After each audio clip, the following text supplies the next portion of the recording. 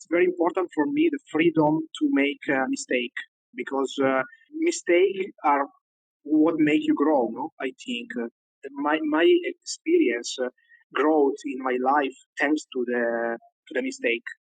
And in Cantina della Serra, so the cellar where I work 3 to 4 days per week, and Sorpasso, my cellar, I have the same freedom to work and the same freedom to wrong, to mistake. And this is very good for me. No? Welcome to this special Clubhouse session of the Italian Wine Podcast. Listen in as members of the Italian wine community engage in fascinating conversations about contemporary wine topics. If you enjoyed the show, please consider donating through ItalianWinePodcast.com. And remember to subscribe and rate the Italian Wine Podcast wherever you get your pods.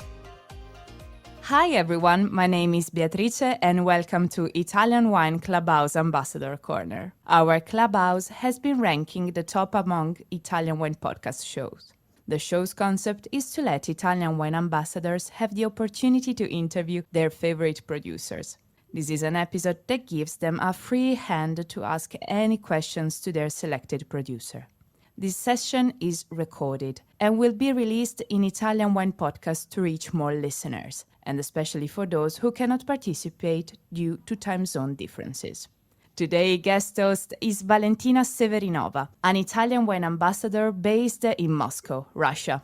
Working as a sales manager of industrial packaging, 5 years ago Valentina decided to dive into wine. She has her own wine import startup project, wine tasting club, and teaches Italian wine at sommelier school. Work as a buyer for distributors and helps them with portfolios.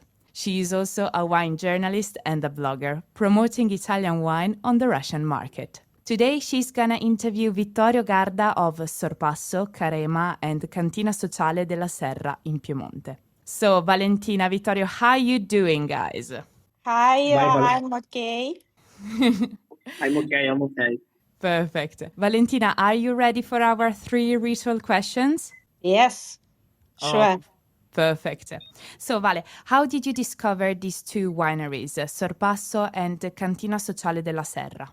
By chance, 2 years ago, I was invited to Ivrea to take part in the wine event called Rewine. And the event was organized by Giovanni Vignaioli Canavesani. It's a group of young producers of Carema, Canavese, and Erbaluce di Calusa. And this group of young producers was led by Vittorio Garda, our guest today, from Sorpasso, and his friend Gianmarco Viana from Montemaletto. I was fortunate to taste all the wines from 24 young wineries producing Carema, Canavese, and Erbaluce, and I made special note of the wines of Sorpasso and Cantina della Serra. That was how I discovered the wines made by Vittorio.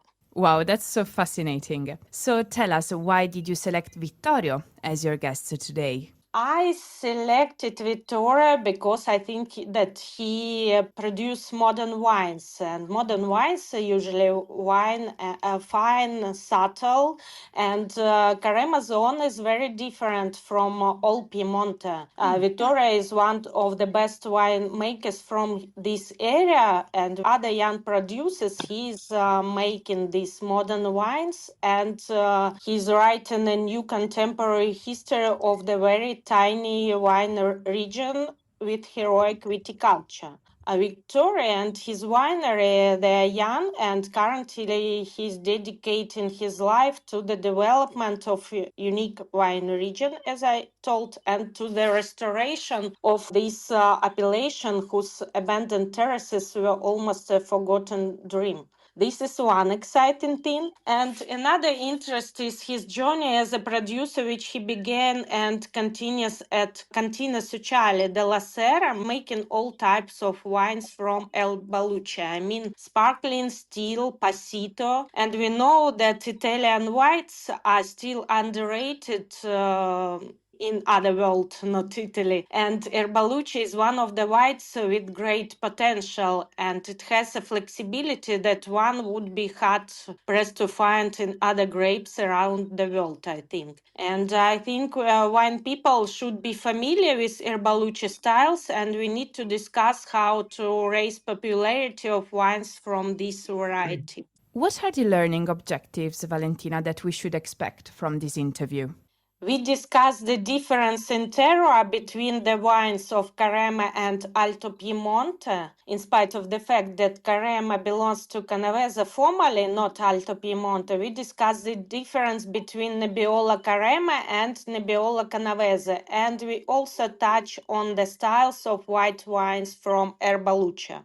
Okay, that sounds like a really good plan. So it's time for me to mute myself now. I'm turning over the floor to you, Valentina. Guys, have a nice interview, and we will hear us later. Ciao, Vittorio. Just before we start, please tell us briefly about your wine experience and your wine road. Thank you for the invitation, and thank you, Valentina, and thank you, Beatrice. It's a very pleasure to be here.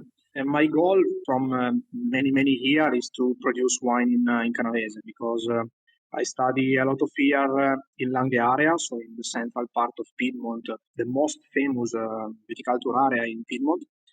But my dream, my goal was to produce wine in Canavese, because Canavese is my land, it's my place, where I was born. So my dream for the future is now I work in Canavese into cellar, but my goal is to work many day more and many week more in Carema, because Carema is the place of my heart. I'm very proud of my village, because Carema is the place where I work. It is also the place where I live.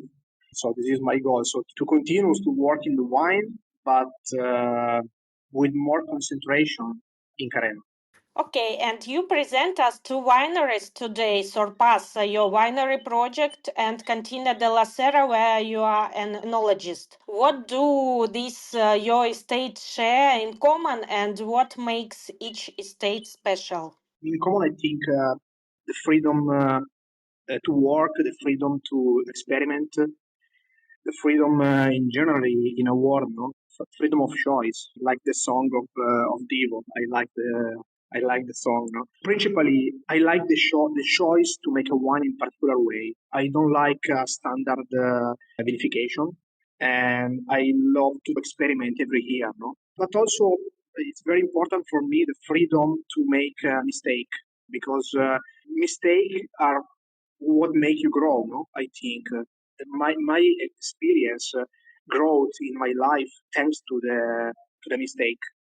And in Cantina della Serra, so the cellar where I work 3 to 4 days per week, and Sorpasso, my cellar, I have the same freedom to work and the same freedom to wrong, to mistake.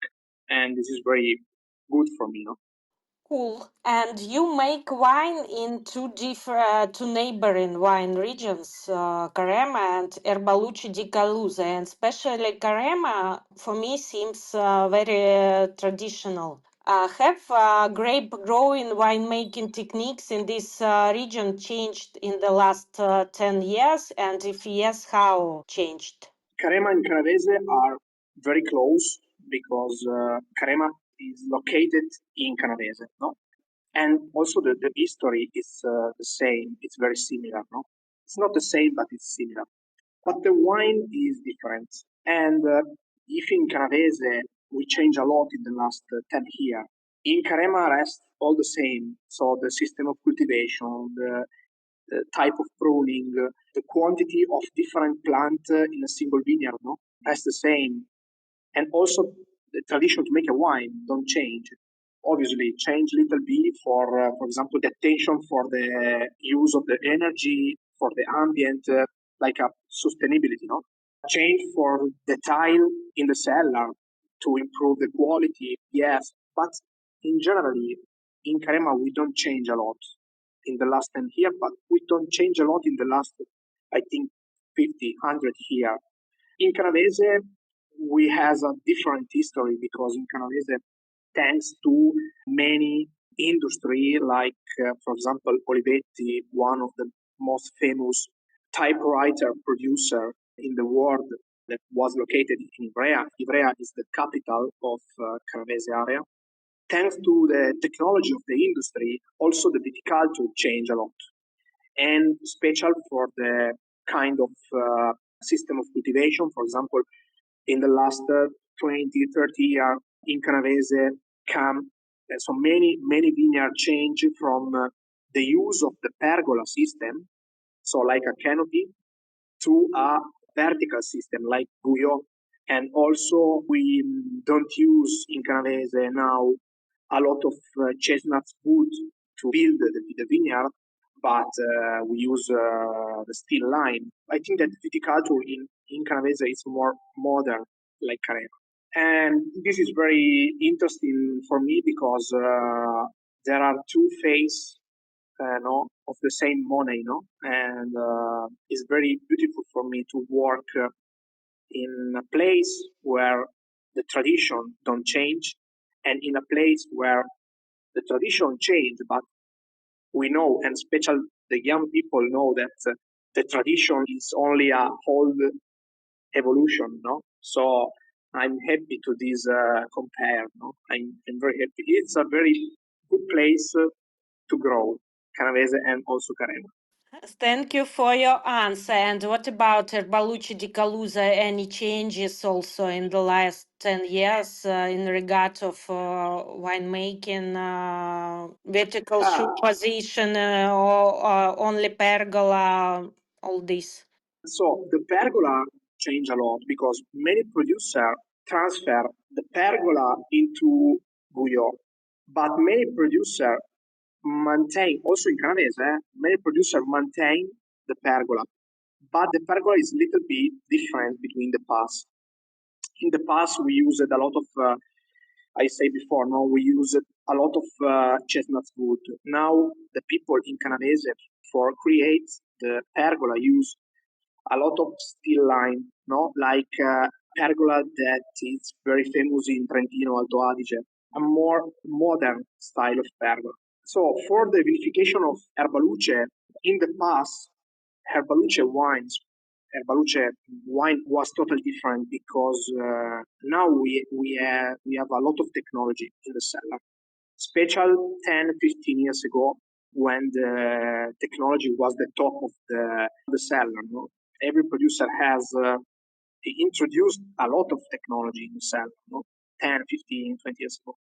And the wine changed a lot because the very traditional winemaking of Erbaluce was to produce a white wine with the same strategy to produce a red wine.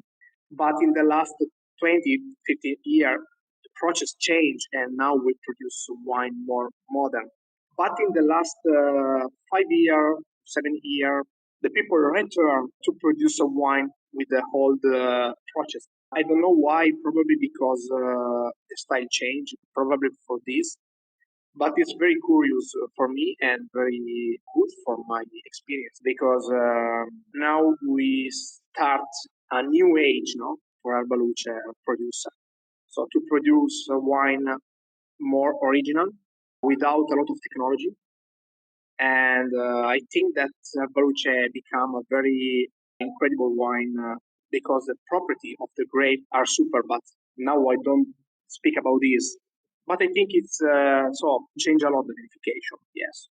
Okay, that sounds great. Let's continue then about Erbaluce because I mentioned already that this grape is very versatile and flexible, I think. And I remember that it was awarded DOC long time ago, and now it's DOCG. And the base wine is still and dry. The Metodo Classico sparkling version rivals Trentino and Lombardia sparklers, and the Charma style is an avert apart from Prosecco. And also you can produce air-dried Passito version laden with botrytis, and it can be life-changing. I think in the world we can find these three styles from a singular grape, in the Loire Valley with Chenin Blanc, and in Italy in the Marche with Verdicchio, maybe also with Grillo in Sicily from Marsala area. I've racked my brain to try and find other examples from other grapes that produce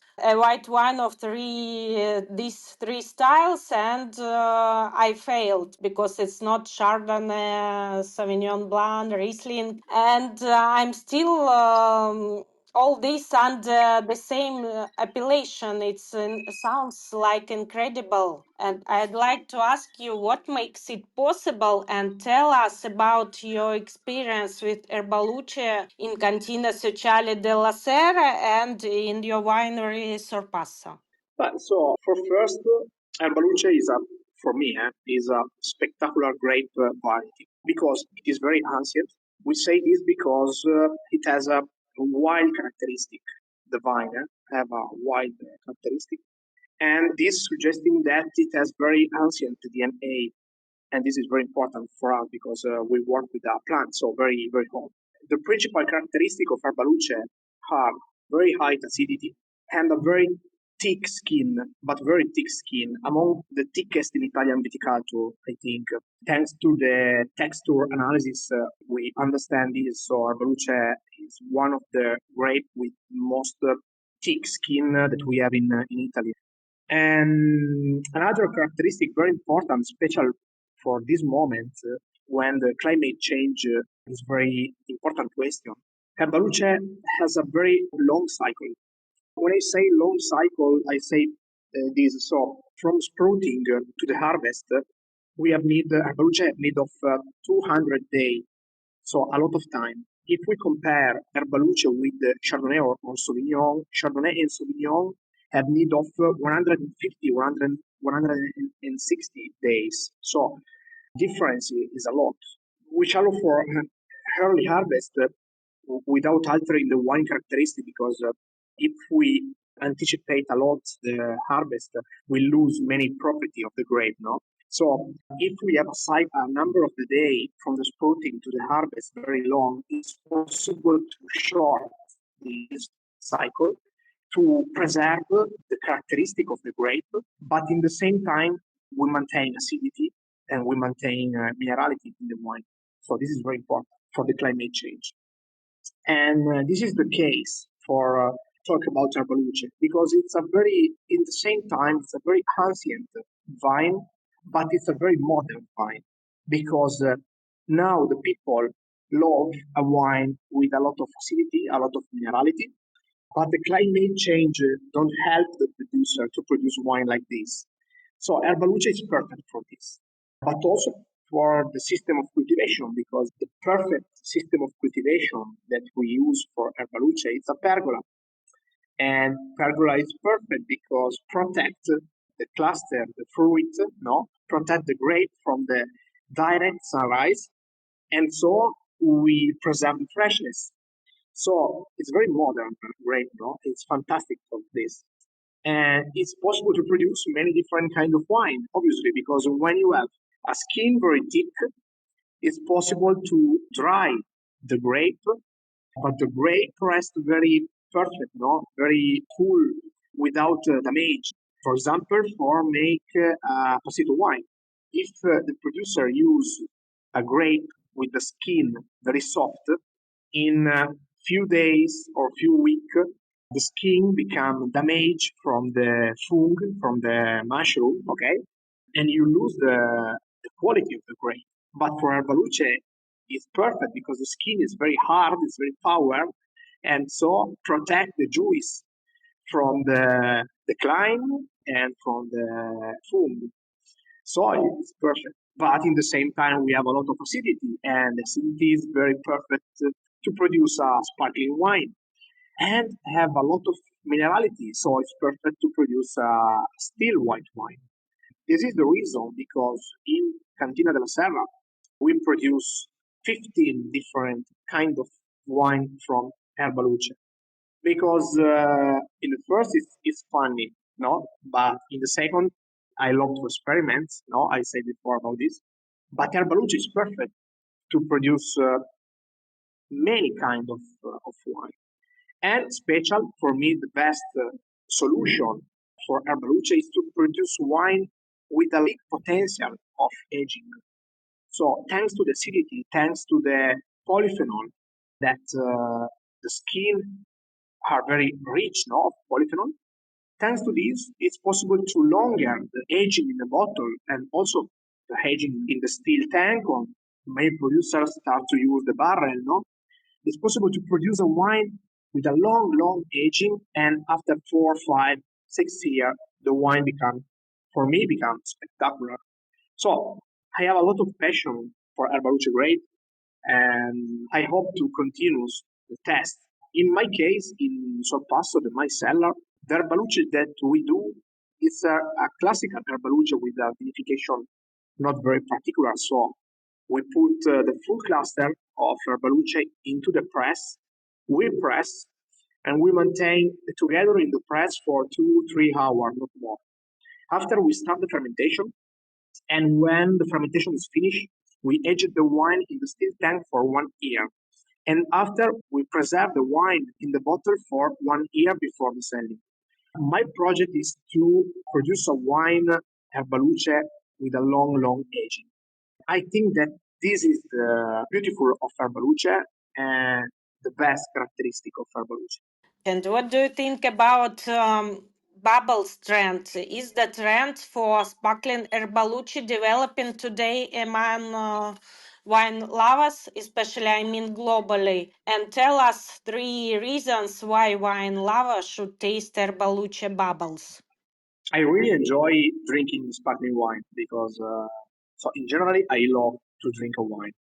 Also, I have a son of 4 years that don't drink wine like me, but every day taste very few quantity of wine, no? Because for me, the wine is inside our DNA of my region, no? So it's very important for me. However, I think that before to describe a bubble, a sparkling wine from Erbaluce, I want to say that for me it's very important to divide to two places. So one place where it's possible to produce a sparkling wine, and the place where for me is not possible, or so it's very difficult to produce a sparkling wine. In Canavese, we have all the characteristics very important for produce a sparkling wine. For example, acid soil.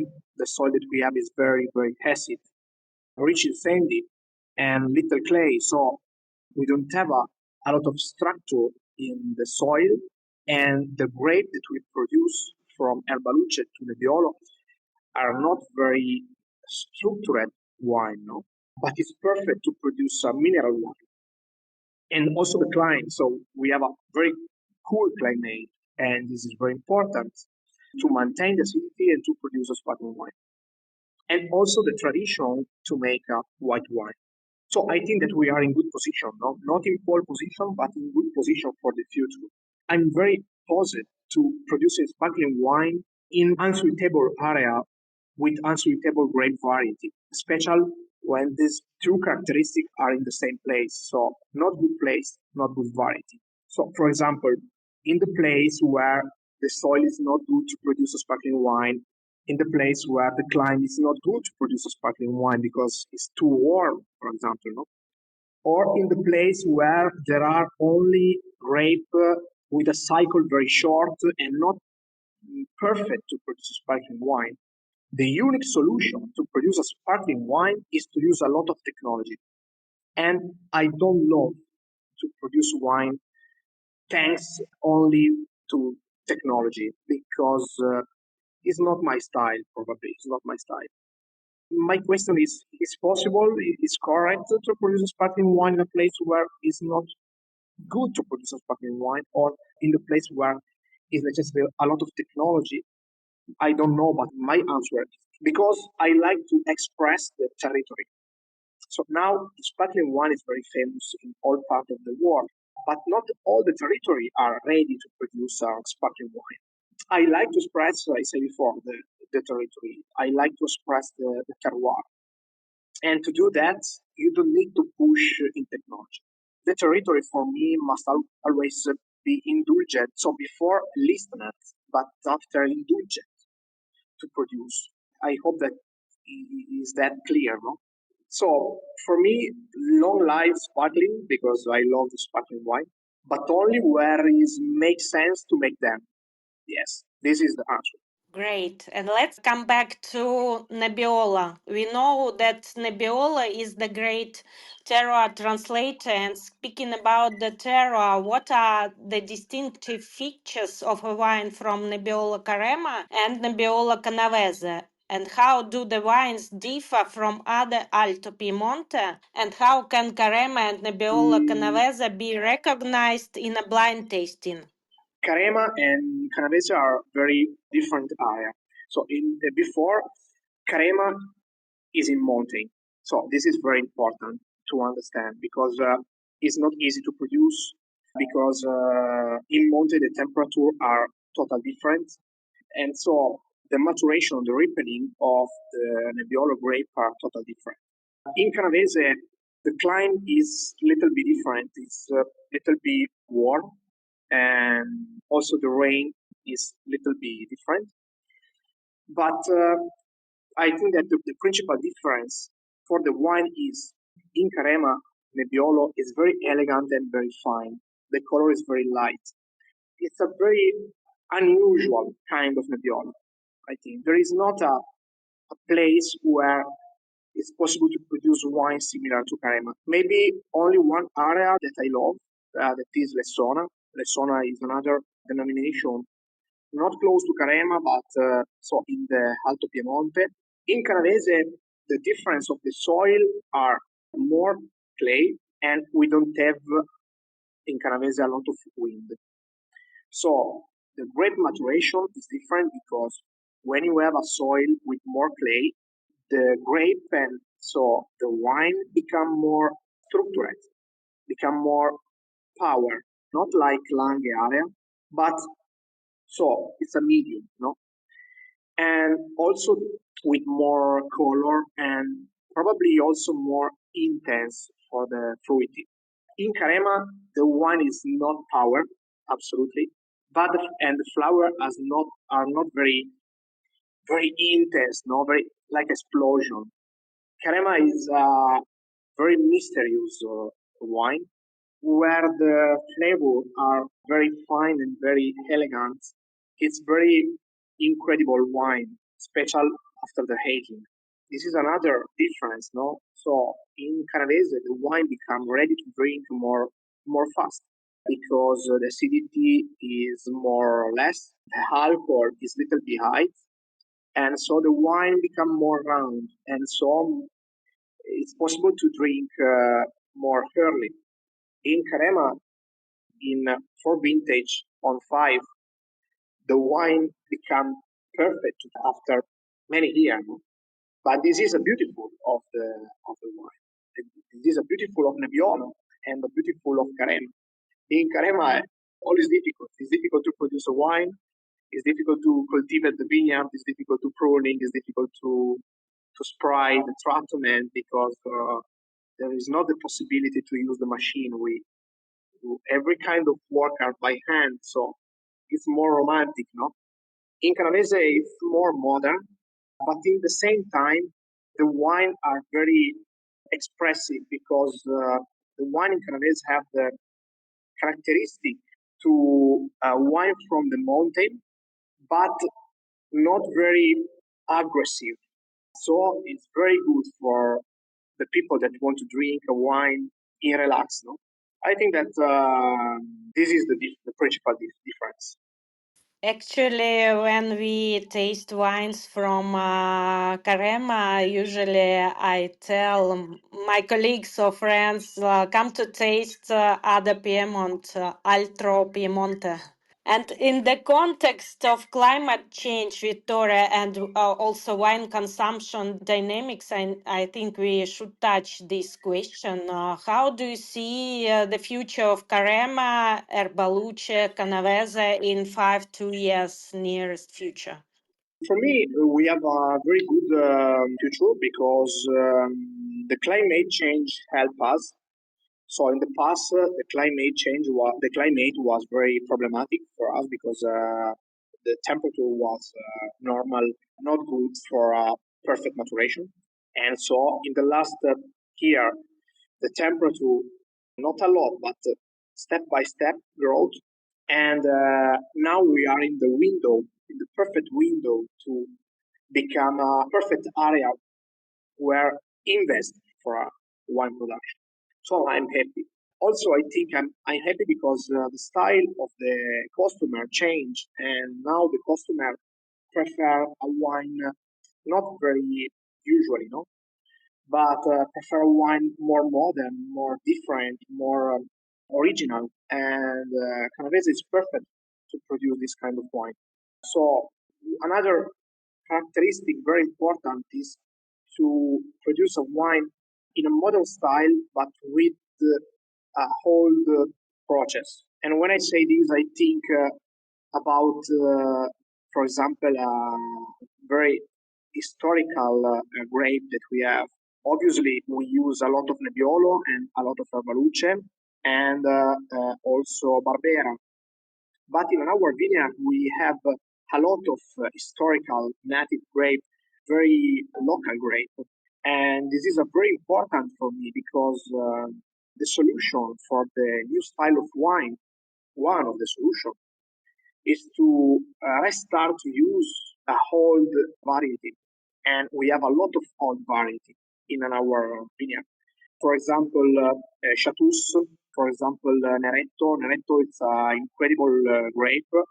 And in Canavese, we have, and also in Carema, we have 5 different natural clone of Neretto. So are like a 5 different variety that we call Neretto, no?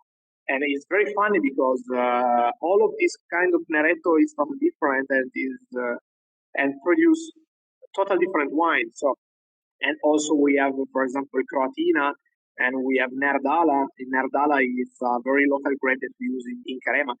And use a natural local grape is very important because it's possible to find a new characteristic, a new style, a new flavor, a new kind of wine. And now I think the market is ready to accept these different wine. It's very important.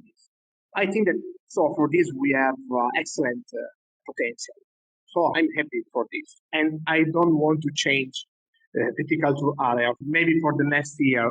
Okay, and I have another modern question to you, Vittorio. What do you think about artificial intelligence? How do you feel about the use of artificial intelligence in winemaking, vineyard operations, and do you really use these techniques or not? No, I don't use a lot, or maybe very few moments. For me, so I think nothing has changed yet for the artificial intelligence, but it will bring a great resource for the future, I think, obviously. I'm thinking, for example, for a combination of all the data that we have now, for example, climatic data, phenological data. So when I say phenological data, I say about moment, for example, when the flower start, the moment when the grape change color, or the moment when the grape is ready to pick, and also a historical data, a historical climate data. And this in combination with AI, I think it's very important. For example, for the management of the treatment against the insect or against the food. So the principal disease of the vine, this is very important. And because now we go into the vineyard every day to control, to understand, to study the healthy of the leaves of the cluster, the grapes. So, but I think that the AI in the future will be very important for this. Probably for my son, not for me because I love to go into the vineyard and to understand and to try. I love to write. I write a lot. I have a lot of diary where I write every day many data. No, so I love this. No? But also another help very important is the help for the genetic research because the genetic will become very important for the future for the disease of the plant, for control the stress hydric, for example, because So the stress from the excess of warm, the excess of stress hydric, are very problematic for many territories. And so the combination between this know-how with the AI is a very good goal for the future. And tell us about this nice event dedicated to Giovanni Vignaioli Canavesani. Who are they? What is the philosophy of this union? And do you plan to continue with the Rewine event and presentation in future? Giovanni Vignaioli Canavesani, so a young producer of Canavese, are a very important association for me. And I think that probably after kissing a girl for the first time in my life, the creation of young Canavese winemaker, producer, was the most beautiful thing I have ever done in my life. But I joke, but really, this association was very important for me. We have joined together in an association of 20 young producers. So for Canavese is a very little area. 20 young producers are a lot. And is very important because we have pooled our problem, our success, and our dream together. And thanks to this, we have grown a lot and also quickly, probably. So with more speed, respect to stay alone. And this was very important for the producer of Canavese. I think the most important thing that we do and was and is so to taste our wine in blind taste. So we have every year a lot of meetings where we taste our wine in blind taste. And it's very important for the producer. Sometimes you come last in the ranking of the tasting, sometimes among the first, but so every time you learn something, I think it's very important. I have to thank the first team of director that we have in the Giovanni Vignaioli. I was the first president, and the first director team was composed with Gianmarco Diano, a super wine producer. I think the best wine producer that we have in Canavese, and Matteo Trompetto from Terre Sparse, and Alessandro Gabriele from Azienda Agricola La Campore, and Gualtiero Onore from a new tradition wine. It's a new seller from Strambinello. It's a very little village in the mountain in Canavese, and myself. So it was a very important experience, and I think that I have to thank these guys. For the red wine is the principal event that we have. We have many events during the year, but the principal event is red wine. It's a event that is composed of three principal moments. So one is tasting for the journalists and also for all the people. Normal, this tasting is in the end of the week in Sunday. It's a big event. It's a big tasting where we are all the producer and we present all the wine, at the people and also to the a precious moment for the journalists. But also another important moment is the conference that we organize every year. It's a very important conference with many persons, very important and very influenced into the wine in Italy. It's a very important moment, especially because it's the moment where the president have a discussion with the people. So it's a very important moment for us. And the third moment is not the more important moment, but it's very important for the young producer. It's a dinner that we call the dinner of the young producer.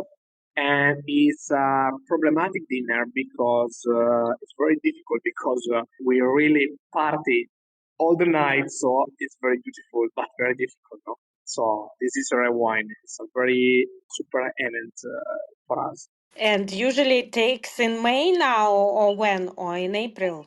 I remember I was fortunate to attend, but it was in May 2 years ago. Yes, the past edition was in July, but now we decide early this moment to the central day of May because it's a time more good for the client and we decided to transfer the event from Borgo Franco, a little village, very beautiful and very rich in history, the first place for the first event that we organized, to Ivrea, the capital of Canavese. In Ivrea, we have a big castle, very old, and we started this year to organize the event inside the castle. And so it's a very beautiful place, rich in history, and the skyline is spectacular, and it's perfect to combine history and also our wine. I have some more last questions to you. How do you inspire small wineries like yours in building an exceptional quality image in terms of winemaking and viticulture? I always try to help and encourage young people, because for me, the young people are the future, no? Obviously. The first thing that I do is offer my cellar, but both my cellar and also Cantina della Serra for a job account. The job account is like I offer my place and my instrument to produce a wine for another person. So the young producer that want to start, that don't have money to prepare a cellar ready to produce wine, no? It's a very good and strategical solution to reduce the money for the investment and take the goals, become a good producer more early. This is very good for the new producer, and many new producers started with this strategy. So in the same time, it's very good for me because when I talk with a young producer, when I work in the same place with a young producer, I understand a lot of new style, no? A lot of new way for vinification, and I love the freedom. So I love to try a different method to produce a wine, and so it's very good for the young producer because they start without without a lot of money, but in the same time, I teach from the young people. Probably I mean that I have to pay the young people because they help me to maintain my mind open, very open. This is very important. Great. And could you please name us three of the most stunning and impressive wines you have tasted in the last year? From Canavese or what I want? What you want? Okay, one wine from Canavese, one from Piedmont, and one from Italy. It's okay. It's okay as you prefer. I just Okay. would like to know what impressed you more.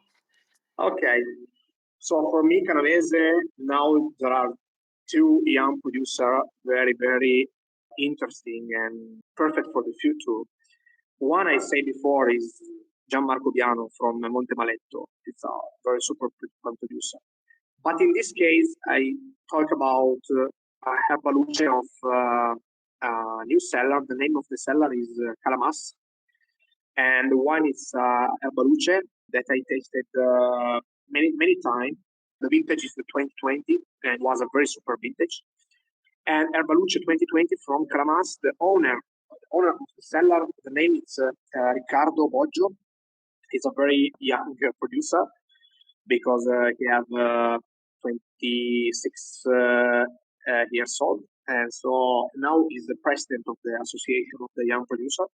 And it's a new producer, but also it's a very beautiful guys. This is the reason because we call Riccardo Boggio, we call in Richard Gere because it's very beautiful, and so we call like the actor, no, Richard Gere. But I'm joking. Another wine, so from Piedmont in this time, I love the Nebbiolo, and one of my preferred producer is Marchese di Gresi. It's a cellar very old. I tasted, I don't remember, but probably 6 months ago in a wine tasting. I tasted one Barbaresco, 2019, the vintage, and the wine was, if I remember right, was Gaiun Martinenga. Gaiun Martinenga is a blend of two different crew, and was in one of the best, incredible wine from Nebbiolo that I tasted in my life, really. The third wine is from Italy, so we have a good panoramic. One of my preferred places in Italy is Dolce Acqua region, is in Liguria. So it's a region very close to the sea, Liguria Sea. And the producer is Terre Bianche. It's a wholesaler, and the owner is Filippo Rondelli. It's a super producer, and he produced three kind of wine. So from Rossese grape, from Vermentino grape, and from Pigato grape. But now I talk about the Rossese grape. The name is Bricco Arcagna. Bricco Arcagna is the best crew that the seller of Terre Bianche have.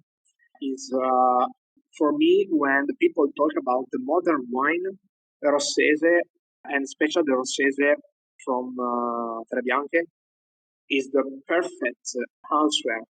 Is a perfect example to describe the modern wine.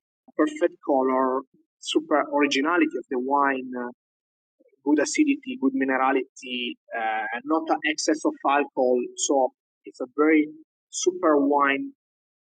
It's a super terroir wine, I think. Yes. So Erbaluce 2020 from Calamas, Gaium Martinenga Barbaresco from Marchesi Gresi, the 2019, and Rossese Bricco Arcagna from Dolce Acqua, Terre Bianche, Serra. Selection by Vittorio. Thank you, Vittorio. I think it was interesting discussion. It's all questions from my side. I pass to Beatrice. Thank you, Valentina and Vittorio. That was a very inspiring and in-depth discussion. And I sincerely thank you also for your time and effort to be in the same place for doing these interviews. For those who are interested to participate, just send us a DM through our IG or mail our Italian Wine Podcast producers at info@italianwinepodcast.com. Thank you so much, everyone, for listening in. And again, thank you, Valentina and Vittorio. And this is a wrap. Bye-bye!